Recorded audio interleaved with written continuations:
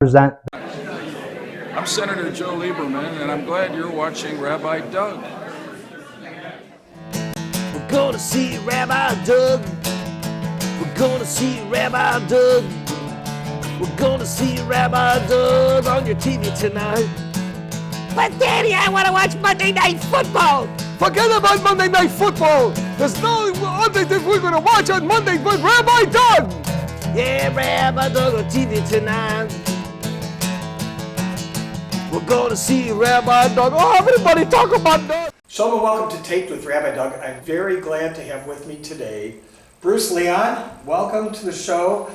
Bruce is an entrepreneur. He's the founder of Tandem HR, which is the largest outsourcing company in the country, I think. He's done a number of other things in his career, and right now he, besides being the father of 4 daughters, 6 grandsons, and having a tremendously wonderful family who I know very well, he is running for the Chicago School Board for the City of Chicago, the Board of Directors for the Chicago School Board. This position has always been an appointed position, I believe, and you'll tell me if I'm right, by the president of the school board, and in conjunction with the mayor. Is that right? The mayor has full control on the board. Full control. He appoints them and he hires them and he can fire them. And now, as we are taping this week, before the election, obviously, in November, the whole entire board has resigned because of what's been going on with the mayor and the president of the school board. Bruce, first of all, I have a lot of questions to ask you. Sure. Because I know that our viewers are asking the same questions. Why do you want to be on the board of the school board? You're a public school person yourself. You grew up in public school. But why do you want to be on the school board? Why do you think you can make a difference? And why do you want to do it to begin with? Oh, that's a great question. I did not wake up one day and said, I want to be on the school board, okay? Doug, first of all, as you may know, I'm the Democratic Committeeman for the 50th Ward. Yes. And that came about as sort of a compromise candidate to prevent an expensive election between a couple of our elected officials. So I have been the committeeman for a couple of years. Back in April, myself and some of the leaders of the 50th Ward interviewed, at the time, the 4 candidates that were running. And we have issues, namely that the Chicago Public Schools have, since October 7th, taken a very strong pro-Hamas stance. They've had walkouts where all the public school kids were let out of school to go join protests. We've had a lot of anti-Semitic incidents, over 100. Right here at Boone School, we had a girl's hair cut off in 8th grade because she wouldn't go on a walkout. Sure. We have 12,000 Jewish students. We have 653 staff members that are Jewish. So we interviewed these candidates and we asked them, how do you feel about the anti-Semitism? And for the most part, they were all ceasefire people. They agreed with the mayor, they agreed with the CTU on that. We then went through a number of other issues. In this ward, we have a grade school named Decatur. They are all in favor of lowering the number of special enrollment schools and favoring the neighborhood schools, anti-charter schools, anti-special enrollment schools. And one by one, we went and interviewed all these, and they were very progressive, they were pro-mayor, they were all kind of cut out of the same ilk. They wanted to do this payday loan, which is an incredibly bad thing for the taxpayers of Illinois. And we all left the meetings after we interviewed the 4 that we didn't think we could endorse any of them. We knew we couldn't. And it sort of left us in a quandary because we had just had as you know, we had a great program here in our community called Invest in Kids that had brought in almost $18 million a year to our community in the form of scholarships for very poor kids. And that scholarship program was for brown and black kids as well, and all over the city. It was a great program. The CTU basically squashed it. So we already had this feeling that CTU has already been against our community. Here they are advocating for ceasefire. Here they are doing all these things, and I just felt somebody's got to stick up for our community here. You know, I just felt I'm in a good position. I sold my company a couple of years ago. We're running a family office. We're involved in philanthropy. I'm not really a political guy, but I am an experienced board member. I've been on a publicly traded bank. I've been on a number of boards. When my company sold to a private equity firm, I served as the founder chairman of that, and it was a wonderful experience. And then we sold that to an international company after 4 years. So we looked around the community to try to find somebody that might be a good candidate to run. It was pretty late in the game. It was April, and the ballots, your signatures had to be due by end of May.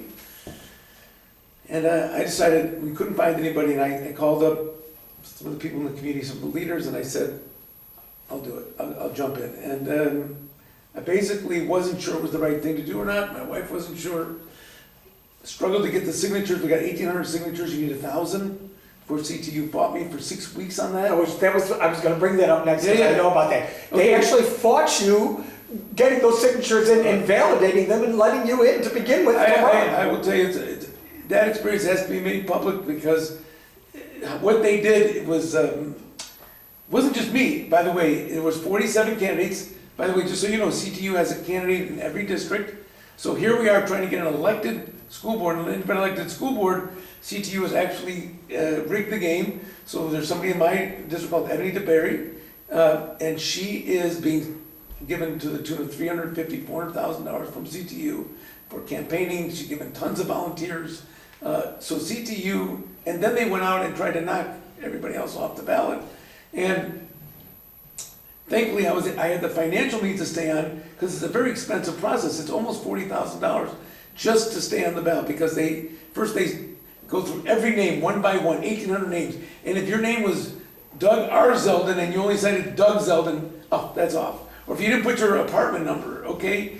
And if you wrote it quickly and didn't quite match, then it's called questionable. So I had 950 valid. I had 200 that were questionable, and like 550 that were thrown off. They give you 1 week to the 250, get them validated, and you have to go to people's houses with That's when you came to me and you said, I need you to with have a this. notary and everything. Now, most of the other people, I was one of only 2 people that survived the ballot challenge from the CTU. What's interesting is that one of the other guys in my district, the 4th candidate, was actually a Jewish guy named Daniel Kleinman. I only met him through Zoom, because we had our first debate in July with the 47th Street Dems, 47th Ward Dems. And I got a text that somebody sent me that he sent to all of his supporters, saying that he was dropping out of the race because he couldn't afford to stay on. And I sent him a text. I said, Dan, you don't know me, but I will lend you the money to stay on. Now he's my competition. Only one of us gets elected.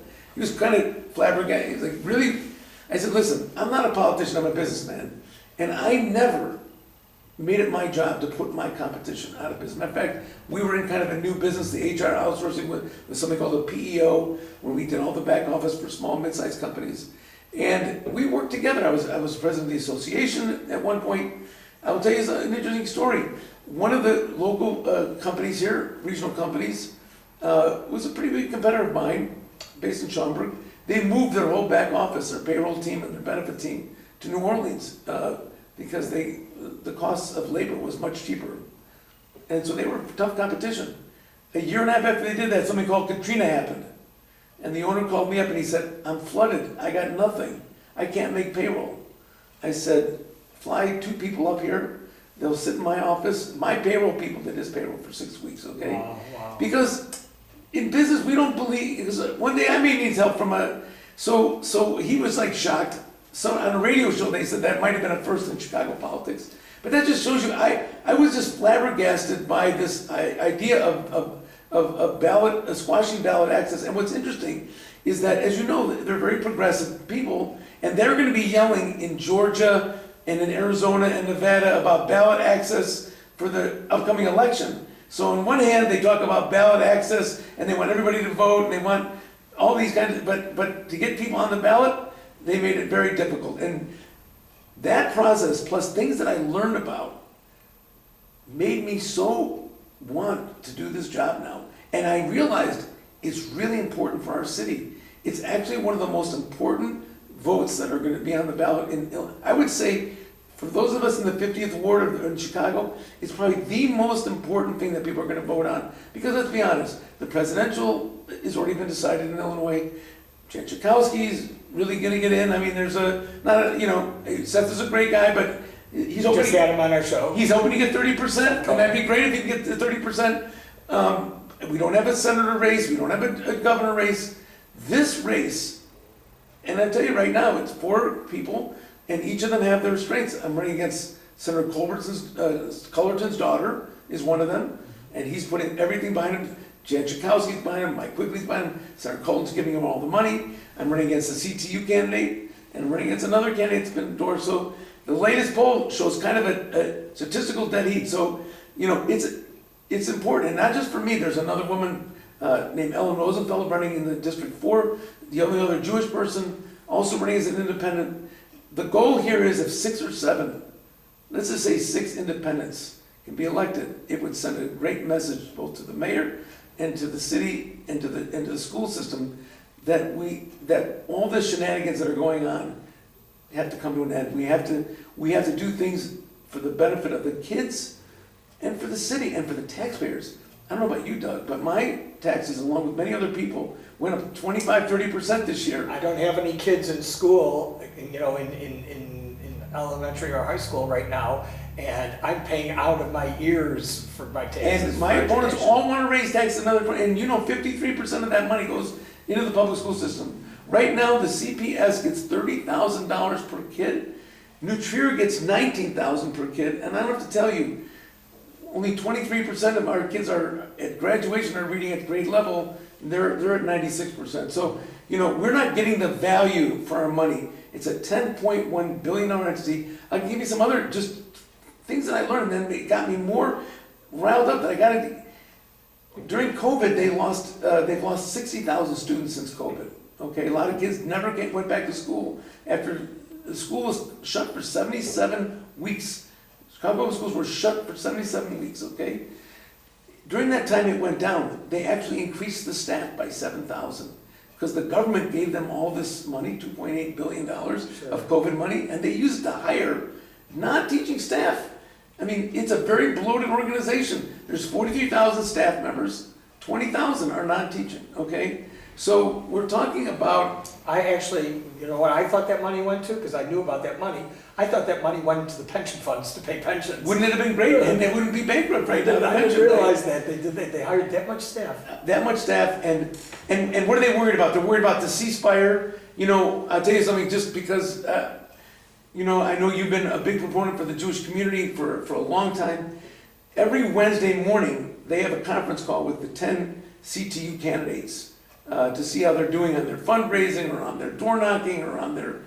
Okay, 3 weeks ago on Wednesday, because there's somebody on there who's Jewish who's been sort of leaking certain information. 3 weeks ago, the 2 leaders of Stacey Gates, and number 2 is a Jewish guy who's also involved in this Jewish Voice for Peace. I think I call it Palestinian Voice. He's one of the board members of that. His name is Jackson Potter. He's the number 2. They got on the call, and for a half an hour, they educated all the candidates about why having a pro-ceasefire, a pro-Hamas, pro-Palestine agenda was mandatory for all the candidates. They had to learn about it, be able to talk about it when they quit, and how that was aligned with the CTU. Now, I don't know what that has to do with teaching our kids and what that has to do, but that just shows you that they're involved in, they're the ones that got the mayor elected. They've become the single biggest entity for trying to make political change. They want to now start with this housing for teachers and all this kind of stuff. So our students are reading at not grade level. We're spending $30,000. They're talking about a payday loan, $1 billion deficit. The whole board resigns. They want to fire a decent guy, Pedro Martinez, as just to get their own guy in there, okay? And it's like a banana republic, It's like Woody Allen's movie Bananas, okay? I mean, this is really, and so this election, if all the CTU candidates got elected, it would be really a disaster, because that would tell the CTU that now they don't have any checks and balances, because they could just say, hey, these are elected people. That's what the people want. And so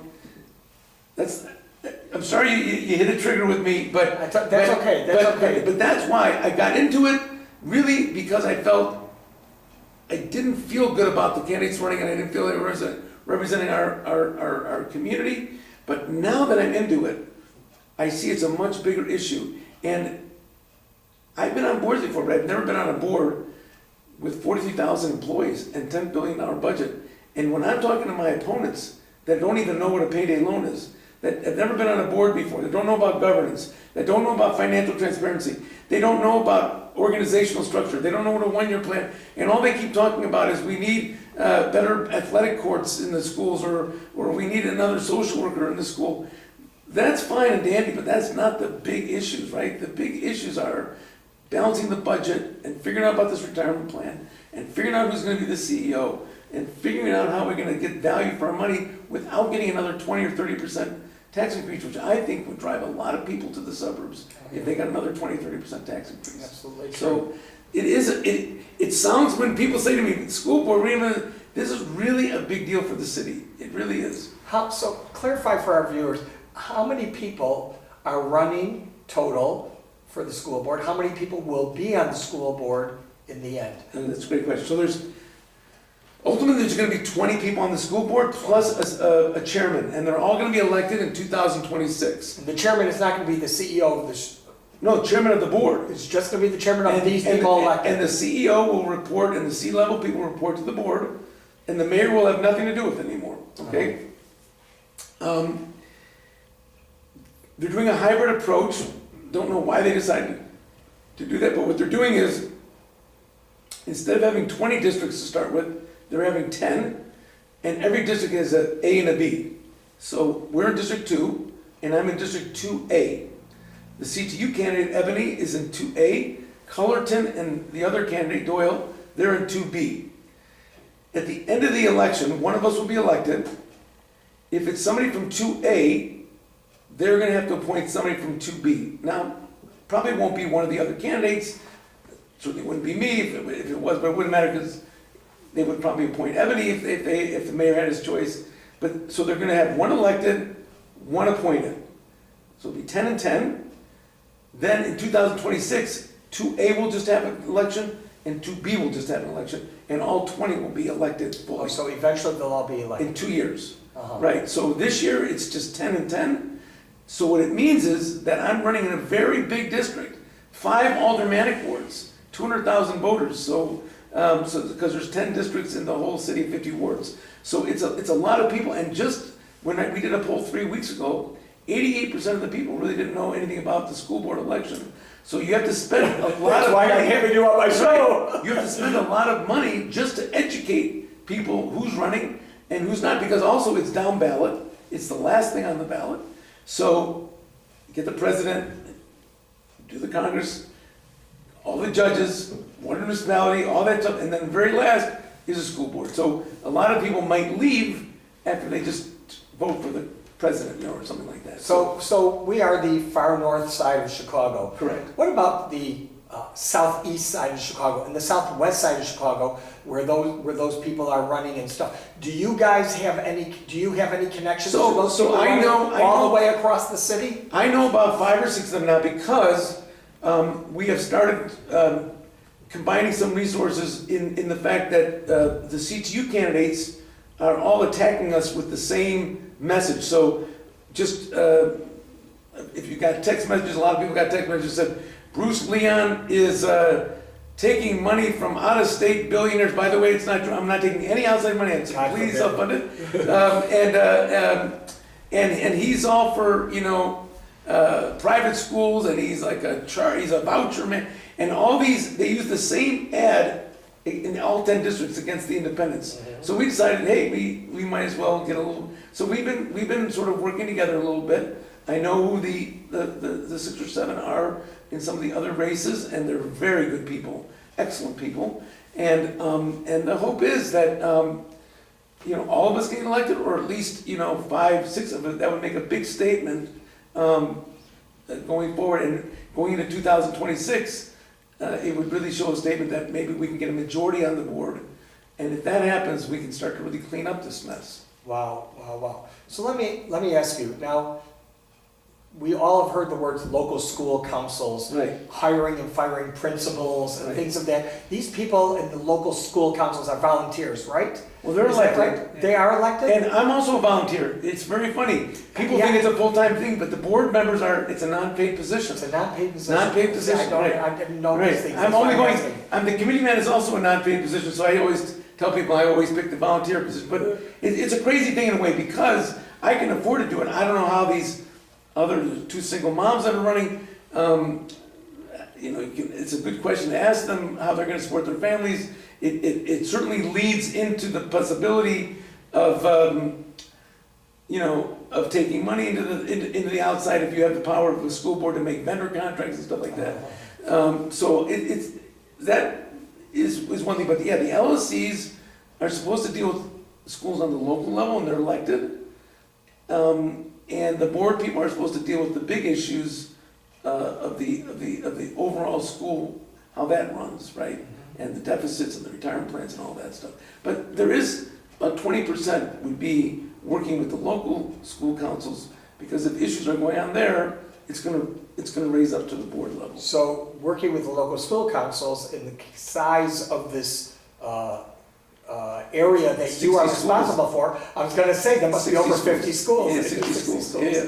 Wow, Yeah, wow, yeah. wow. So this is a So the lot of hope is, responsibility. yeah, the hope is that there's gonna be a liaison, that's at least what I'm advocating for. With all those staff people they have over there, they can at least have a liaison that can help us communicate LLCs and with the board members. Uh-huh. Tell me about the past. Tell me about the past school board, not currently. Let's go to 5 years ago, 10 years ago. What did the school board do? They were appointed by the mayor, you're Right. saying, by the mayor. And did they answer to the, did they answer to the past mayors, to Rahm Emanuel, to Richard Daley? How did that work? It's a great question. It's a great question. So I wouldn't know much about this except for the fact, I don't know if you've ever heard of a gentleman named Norm Bobbins. I've heard the name before. Norm Bobbins is the preeminent banker in town. He was the president of Exchange Bank, LaSalle Bank, and now Private Bank. And everybody knows Norm. He's just one of these character guys. I called up Norm when I started this and I said, Norm, am I crazy? He said, Bruce, under Daley, I was on the board for 10 years. You see, back in those days, Daley would take it seriously. I want 7 people, but he didn't just pick his cronies. He picked a well-known person in the legal profession, a well-known person in the business, and that's why the budgets were balanced, and that's why they signed good contracts. The CTU didn't overpower them. They were strong people, leaders in the community that they formed a board, and it was done in a very serious method. It wasn't just what you're seeing today, which is the mayor telling his own people to resign, that he appointed, because they wouldn't vote on a payday loan and to get rid of the CEO. And tomorrow in a church at 9 o'clock, he's gonna nominate 7 more friends that have already pre-signed an agreement to do whatever he says. Okay, that was never the intent. The intent was that they would get business leaders and school leaders and education leaders, and they would put them on the board, and it was a really good thing. Then what happened was that Rahm Emanuel came in. And Rahm really wanted to clean up the mess. And one of the things he did was he consolidated and closed schools that were way underutilized. Right. And I didn't realize this, but this causes tears among the progressives in our city and some of the people in that, for whatever reason, they believe that even if a school has 60 kids in it and it's built for 1,500, like a school like that, it should stay open. And the staff should stay there. It's crazy. So once Rahm did that, the progressives went crazy and they said, we have to go to this elected school board. The funny thing is, they don't want to elect the school board now that they got their own guy in there. It's sort of a backfire. That's why they're going after them. But they put this in because they felt Rahm had too many business people, and they wanted it to be more controlled by the union and by the progressive parties. Okay, so that's why they put this elected school board in. It was basically because Rahm had done, from what I can see, done some very positive things about extending the school day, trying to get the test scores up. He was concerned about performance, he wanted education, and he was very, very tough with the unions, as was Lori Lightfoot. I was going to say, did Lori Lightfoot carry on To some degree. And that's why they wanted her out. Johnson. That's why they wanted her That's why out, they right? wanted That's her why they wanted her out. So And it's a very unusual situation, think about it. To have a board that's answering to the union, and now you're in union negotiations right now, and they're asking for 27% pay raises over 3 years, right? I mean, if you have a board that's owned by the union, it's almost inconceivable that they could have fair negotiations, right? So, I think the system of an elected school board was a good idea. It has its issues now that the union can put up their candidates and they can fund them, and most people don't have the kind of money to sort of compete with them unless they get outside help.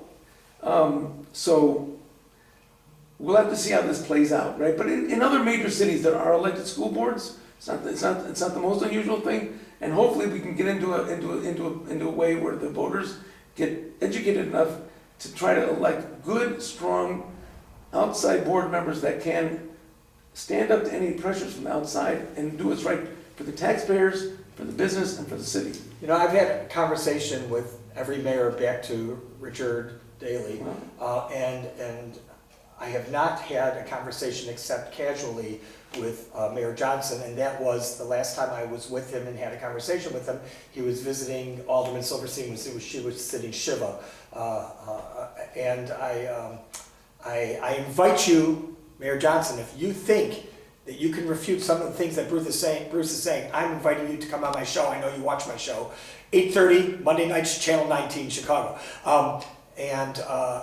I just think that this is such a heated thing, and people didn't know about it maybe until they're watching today and hear you, because I didn't know as much about it as what you shared with me. And here we are running out of time. In some closing words, in some closing words, please tell me. So, if Mayor Johnson is watching this, you should know, when Mayor Johnson became elected, I sought the counsel of Pastor Harris, who's a good friend of his, and we support the Turn Center. It's one of our family funds, and he said he will change. He will develop. Now that he's elected, he will be the mayor of all the people, not just his own people. And that's really what a good king has to be, the king of all the people. Okay. His visit to Deborah has been his only visit to the 50th Ward that he's made in a year and a half, okay? So, you know, what I think the mayor has lacked is he's not been a great consensus builder, and he's fought these battles pitting one side against another, and it hasn't really been good for the city. And listen, I would be grateful if the mayor would, you know, start to ask us what we need in the 50th Ward, what we need in our community, and to start to realize that he's the mayor for all people, not just the mayor for this segment that elected him. And so I think, you know, that is one of the struggles. And if he does come on your show, Doug, it would be great. Make sure he comes to David here so he can come to the 50th Ward and be present here, because that's important. It is. I want to thank all of you for being with us. I want to thank Bruce Leon for being with us. I wish him success running for the Chicago School Board. I want to remind you, you can see our website, www.tvrabbi.com, where you can also see former shows on the web. If you want to email Bruce, you can email us here, info@tvrabbi.com. I will forward to him personally, and I know he'll get back to you personally. Thanks for being with us. Thank you, Bruce Leon. Thank you. Get out and vote. Yes, get out and vote in November, and hope to see you next time right here on Taped with Rabbi Doug. Thank you. Rabbi Doug. We're going to sit and talk. No, don't go anywhere. Gonna see Rabbi Doug. Gonna see Rabbi Doug. Gonna see Rabbi Doug on the TV tonight. This has been a Taped with Rabbi Doug production.